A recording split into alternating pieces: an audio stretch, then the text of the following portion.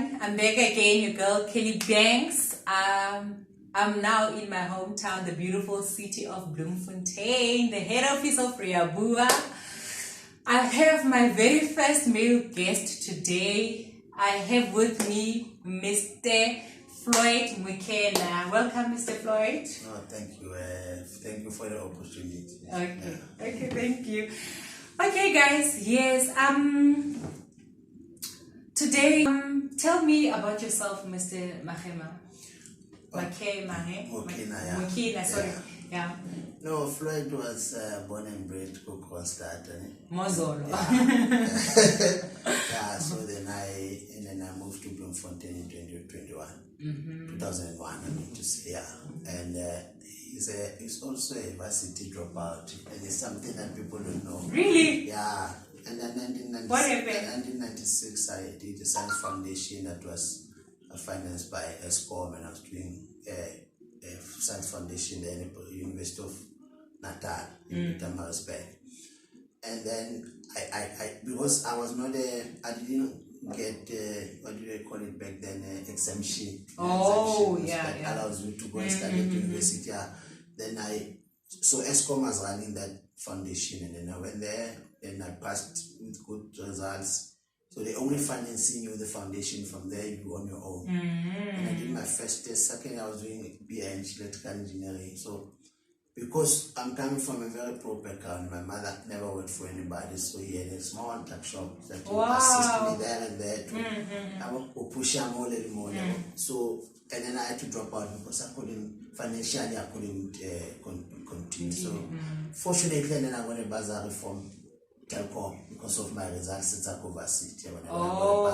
So you couldn't get a bursary through your matric results. Yes. But now you've worked your way up. Now you've upped your game. Yeah. Okay, that's so nice. Because I've never given up on what I wanted to achieve in life. So fortunately, after dropping out financially from the institution in KZN, I came back home. And then, but I kept on applying. Then I got a bursary from Telkom, and then I was forced to come and study in Central University of Technology. So I did my national diploma in electrical engineering there, and also a BTech in project management, which I passed cum laude. And I always say, yeah. So yeah, Floyd is married. Been married for what now? 16 years. Wow. Yeah. That's nice. For 16 years this year. Yeah. So my wife and kids are here in Bloemfontein. Yeah. Oh, that's nice, guys. What an intro. So tell me, from graduating from the Central University of Technology, what did you do then? Did you apply? I when I was doing my S2, because when you and this is something that I need to share with people who have bursaries out there, because they don't know, they don't even read their contracts. Majority of contracts stipulate that even if we are financing we don't guarantee you employment. Yeah. That's number one. And so you get excited, even as much as you want to work for that particular company, but they don't guarantee employment. So I've always been that guy who thinks, beyond where we are, so I could tell that things are not going to go right here. So when I was doing my S2, I started applying S2 experiential training. I started applying, and my first job, I was a metrologist at South African Bureau of Standards. So I got appointed while I was doing my S2, before I even graduated, because my graduation diploma, and then that was my first job. So sorry, take me back. You mentioned that you dropped out. Yeah. When did you drop out? Which course? I dropped out in 1999.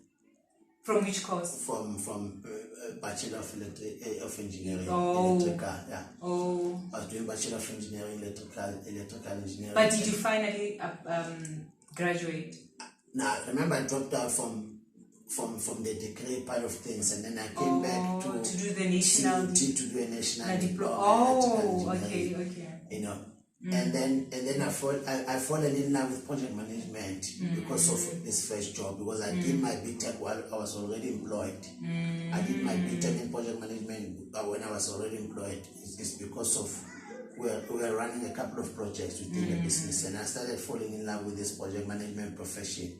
Then I decided to acquire a qualification in that space, to a point where I'm professionally registered now with the Project Management Institute.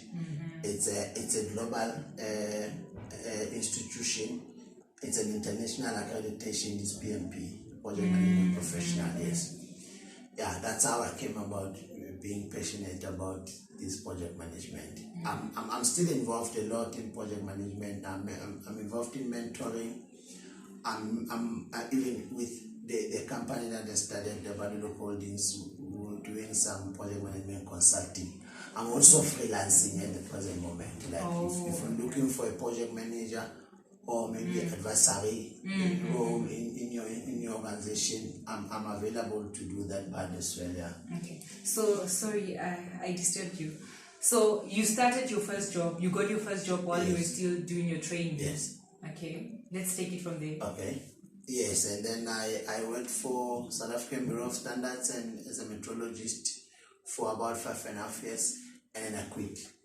I quit. I started that business. You quit? Yes. Like to say I'm leaving? In actual fact, I started that business while I was still employed. Okay. But I could see it growing and it needed more attention. You know, when a business is still small, a business is a new business is like a baby. It needs your full attention. So because I was in Bloom and the business was in my hometown in Kronstadt, so I decided to quit my job and focus on the business. You know, and it ran for about 3 years. You know, when you don't have the biggest challenge, that is why I'm also more passionate in my mentoring space, because I never had a mentor. So I started this business, excitement, it was growing, and then I started expanding. But there's one or two things that I actually neglected to a point where the business ended up not doing good financially, and then I had to close it. And I closed it down, and then I went back into the job market. So you mentioned that you left. Was your business the only reason you left? Yes, I grew up in a family of entrepreneurship as being within our family. Yeah, my mother, my stepdad, my grandmother, my mother's sisters and brothers, my uncles, they were all in business. So I always believed that entrepreneurship is for me. Yeah, that is why I actually felt there was an opportunity. A friend of mine was complaining about.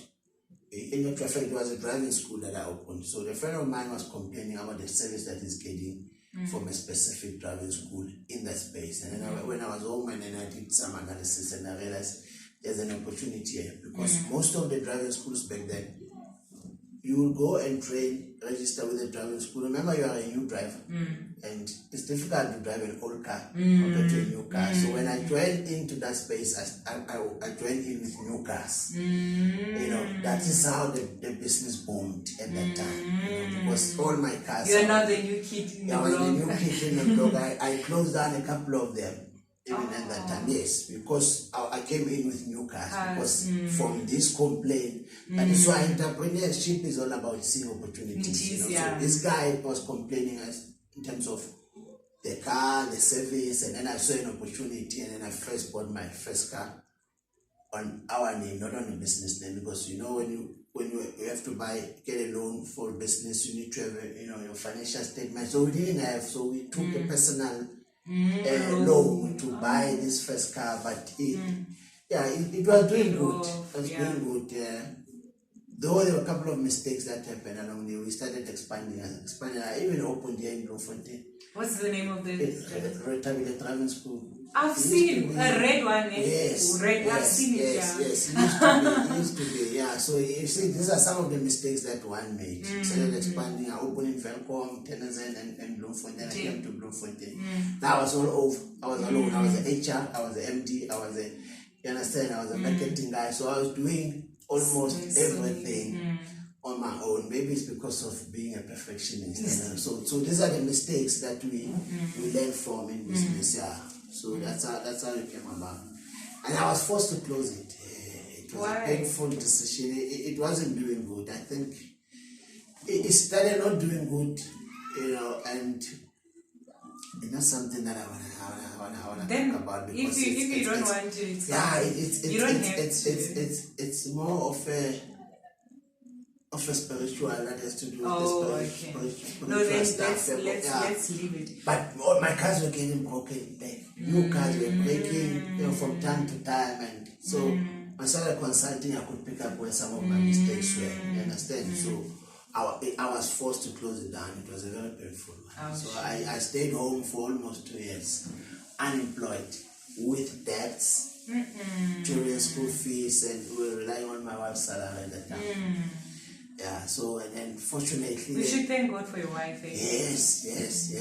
That's how I appreciate you so much. So then fortunately I got appointed at ESCOM as a project coordinator. And you see how that's why I always say to people, when something is meant for you, it will find you on the way. So I went to an interview on one position in ESCOM and in the second one. So this one, they were preparing to offer me a letter. And then this one, when I went for an interview, I told them that I'm expecting a letter from this one. Within 2 days after I left, I got my letter from these guys appointing me using the same medical, because it's the same within ESCOM, different departments. So they offered me a position, because the process is you need to go for medical. So I already went for medical. So they offered me a position using these medicals. 2 days later, ESCOM made a decision to put all positions on hold. This letter was not even out. The second one came 2 days after I left the interview. They wanted me to be there the following week. I said, guys, I must move from Bloemfontein to Kimberley, because the position was in Kimberley. I had to move from Bloemfontein to Kimberley. I said, give me 2 weeks, guys, because I don't know anyone in Kimberley, so I still have to go and look for a place. And this is why I so believe that when something is meant for you, it's meant for you. That's why I'm saying 2 days later, after they offered me this letter, they said, even when you were intending to issue someone with an appointment letter, stop it. We're closing, we're not appointing anybody externally, not even internally. So what did you do with the offer letter? I was already appointed. You were already appointed? I was already appointed. I'm saying 2 days after I was appointed. No, you know what I was thinking? I was thinking, now that they're closing down the positions, yours was affected. No, it wasn't. Okay. The one that was affected was the first one. Was the first one. They were still busy with the offer letter. So maybe somebody hasn't signed at that time. But this one, I got that appointment letter 2 days after the interview. So you're now moving to Kimberley. So now I had to move to Kimberley. I moved to Kimberley, and then my family stayed here. And then a year later, fortunately, my wife applied for a position that side, and she joined me, and then we took the kids as well, and then I rented out my house in Bloom. Yeah, and then they joined me in Kimberley. Then I joined the sister company, the construction. There's a company called Rotek in ESCOM. So they're doing construction work for ESCOM. So then I joined them as a construction project manager in 2016 August. Then I had to now go to Joburg. And you leaving your wife? The family remained in Kimberley. But in December, luckily, there was someone who wanted to swap. She was from Appington, so she wanted to move closer to Kimberley, so that at least she's closer. And then they swapped with my wife, and they came back to. So your wife? She came back to Bloom. She moved to. Yeah, they came back to Bloom. Yeah. And then because we were renting out the house, so we decided to give these people 2 months' notice, and then we came back. And then I was in Johannesburg. Yeah. So you stayed in Johannesburg for how long? From 2016 August until lockdown now last year, 23rd of March. That's when I came back to Bloemfontein. But I was coming to Bloom twice a month. Okay, that's nice. That's nice. So I've seen somewhere in your life on LinkedIn, to be specific. For those who don't know LinkedIn, go check it out. It's very important. This is where I met this man. The funny part is we are both from the Free State. You stay in Bloemfontein. This is my hometown. We never got to meet. We met Momoyeng, guys. We met Momoyeng. We met on LinkedIn, guys, for those who want to know. Yeah, so I always see you sharing screenshots of testimonies from people who say thank you, our interviews was a success. Let's talk about that. What is that? Is it part of your business? Is it part of what you do? For now it's not, but it's gonna be part of the business. COVID has actually made us think out of the box and innovate. Open your eyes. Yes, and innovate. So it's for now it's not. I'm doing it for free at the current moment. I've been doing it since 2017. How did the idea come about? This idea came about. I was working for this organization where me and my boss we were not in good terms, and so the best way, bosses when they don't want to deal with situations, the best weapon that they use when they want to get rid of you, they frustrate you. Yeah.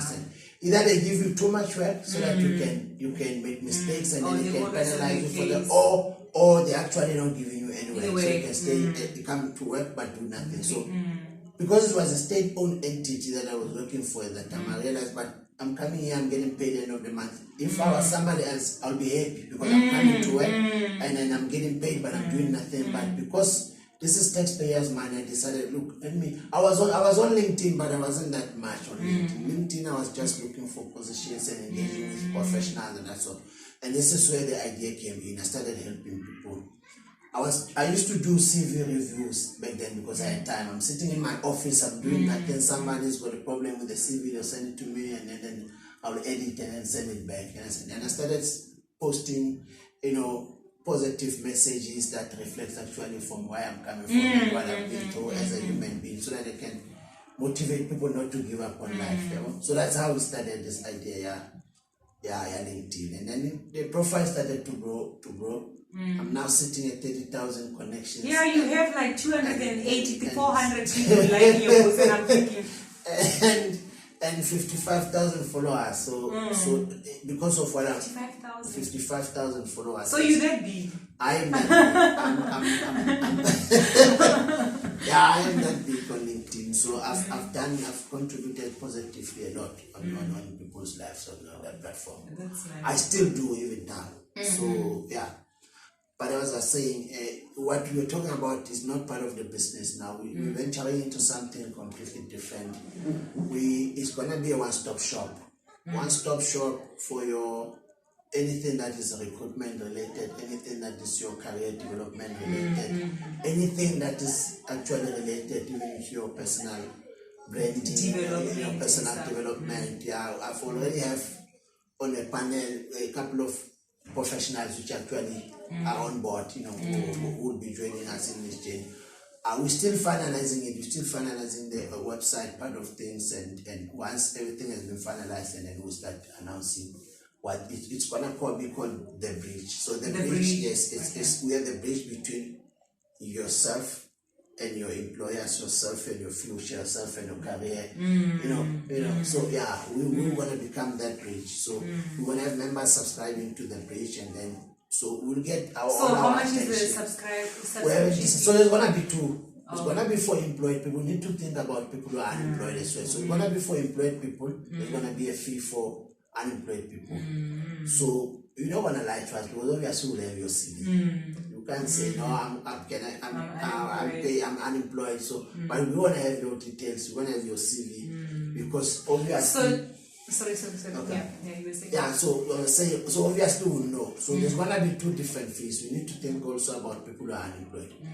But it's an annual fee. It's a once-off fee for that particular 12 months. We're gonna get the services that we'll be offering free of charge. So why are we taking this route? I mean, people are prepared to pay for things that are not even in life. Typical example, you get people who get scammed on a daily basis. People will be prepared to pay 800 rand.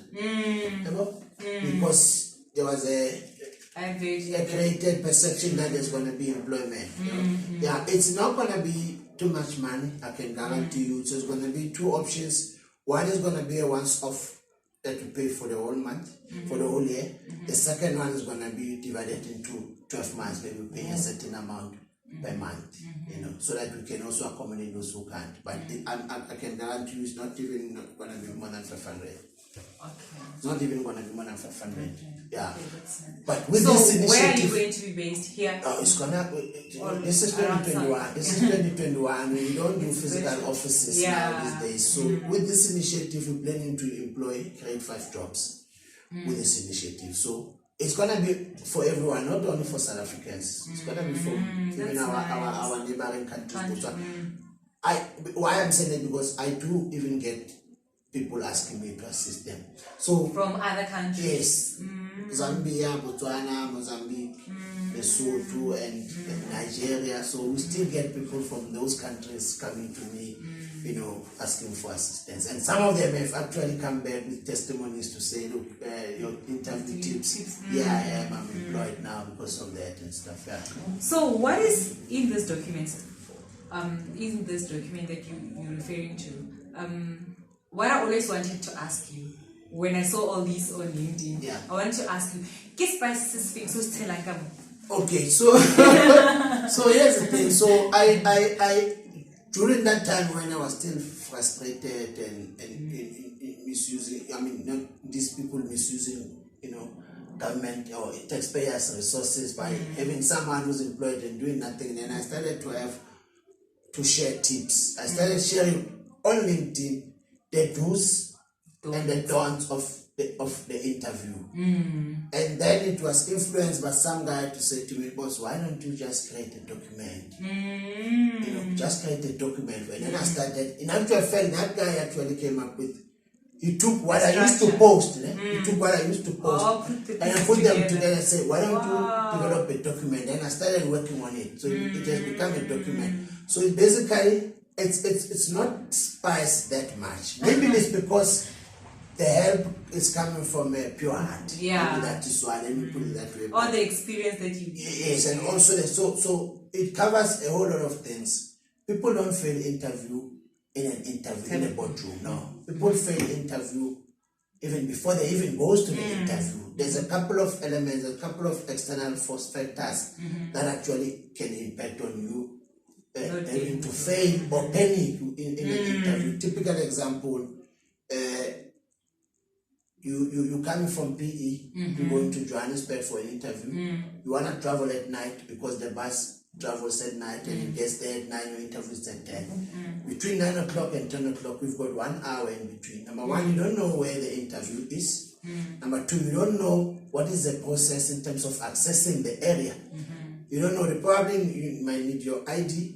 You might need to go for a small introduction or induction to say, because you're coming into a very maybe unsafe or maybe a place that's got hazards, for example, mines and other places where you need to do an induction before you go in. Now this induction takes you 30 minutes. From where you jump off your bus at what's they call it, the park station to where you are, it takes you another 20 minutes. So that's 40 minutes is gone. What happens to a normal human being? You start to panic. Exactly. So it addresses some of those things. It also addresses the dress code. It addresses things like we need to judge. We tend to judge people's movement. So what happens is, I'm sitting in an interview, there's an interview panel. Remember, these guys are recording because some institutions get audited. So they need to record what you say. So because they're not looking at you, you're thinking they're not interested. You understand? So people are, so you started judging the body language from the other side of the table, and then you start panicking, thinking, hey shit, I'm not saying the right stuff here. And then you started cooking your story. You understand? Because you're thinking, you see how, so it's not about the questions that get asked, it's about things that are these external forces that actually forcing you to panic. You understand? So that document addresses all those issues. It addresses the issues of, let me give a typical example. You are in there, they offer you a coffee, right? You're in a panic mode, you've got coffee in your hand, you're shaking. So I advise that instead of coffee, ask for water. It addresses so the whole lot of those things, the do's and the don't, and And then from there, there's a scenario, generic scenario questions. These are the type of questions they will ask you. It doesn't give you a specific answer. That is why it's a generic document that applies to each and every profession. I've got people who've got. So sorry. Is it just for entry level positions, or you go up until I was coming to that. When I was saying I've got people, I was coming to the saying because it's so generic and it addresses these issues that are common within the interview space. I've had people who are lawyers who actually have been appointed because of these tips. I've got people who I've got one guy who was appointed as an MD who has used these tips. I've got someone who's appointed as senior manager who have used these tips. I've got people who got promoted within the business, and then there's entry level guys. So it what this document, what I've realized, what it's done, it gives you yes, and it most of the people who have used it, you start gaining confidence because it gives you a picture of what not to do and what to do and what to look for. You understand? It does not apply at entry level; it applies across the board. Because those aspects happens to everyone. But when it comes to technical questions, it will tell you, because when it says technical, if it's HR, it will be HR related technical questions. You look at your job spec, for typical example, so you have a picture as to when it's talking technical. Obviously, most questions will come from, if they're technical, will come from your output, your duties. If it's an engineering position, your technical questions will mostly come from the scope of work, what you're going to do within the company, and how to align your responses with the questions, your responses, what's on your CV, what you know with the questions that they're asking you. So it addresses that. There's no specific, I think there's one or two that are specific questions. Say, if they ask you this question, this is how you respond to it. It addresses, people tend to think, if I don't ask anything when I'm given an opportunity to interview, it shows I'm not interested. No, there's no such. If you don't have questions, you don't have questions. And saying, if you give an opportunity to ask questions, you don't have questions. If you're happy, you're okay, you wait. Or you go on with your life, and then if that position is yours, it definitely find you on the way. And so that's how I came about developing this document. I can tell you now, if today, there's about 4 people that send me testimonies. Yesterday was 8. Yes, today only. Yesterday was 8. Percentage-wise, I would say, well, some they don't even come in. In actual fact, some I even see when they post. They say, oh, I know this person. And then I'll go and look for and open the profile. And when I go to the inbox messages, I'll see, okay, this is one of them that I helped. They never come back, which is okay. I'm not expecting them to come back. You understand? So on a LinkedIn profile, I started the hashtag Join the Culture. Yeah, I've seen that. Yeah, so, and people still don't understand what Join the Culture is all about. Join the Culture is about influencing and having the culture of helping other people. So when you haven't been helped, I started helping people when I was in a very bad space. You understand? So when you get help somebody else. Even if when you haven't been helped, help somebody else. That is why even now I have a WhatsApp groups that are about 11 WhatsApp groups of unemployed people. So there I've introduced the culture of, you see a position, I'm in HR, you are in HR, you see a position that is electrical engineering or mechanical or chemical engineering or maybe a procurement. You are not in procurement. You see the position, you have access to it. But if you post it on the group, it might give somebody an opportunity to see it and maybe apply for that. So this is a culture that I've introduced. So you don't join that group and then become a spectator. You're waiting for positions to be thrown in. They're very disciplined. They've been running for over 4 years now. Wow. These groups. And in most cases where there's WhatsApp groups, things someone who just there's discipline, there's rules. You don't abide by the rules, you get kicked out. Simple as that. So who manages these groups? I manage them. Where do you get that? I'm the admin. No, I don't do much.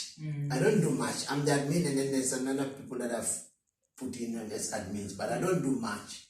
The only thing that I'm doing now, I'm monitoring actually who's posting things that are not in line. You understand? So I don't do much. They interact themselves, and then when somebody poses a question, they respond themselves. I don't know when get involved. This is where the join the culture syndrome came in. So I'm shifting the mindset of these people to say, even as much as I'm looking for a job, but the information that I have might help somebody else. That's what I'm doing, and that's why even these groups are still successful at this stage. They're not being terminated. Yes, people leave because someone will accidentally post something that is not in line with the group, but people tend to apologize. And then it's business of the day. So yeah, so that's how it came about. That's join the culture. Yes, it's joining the culture of helping people. And then there's a hashtag notice me. Hashtag notice me is about the people are looking for employment.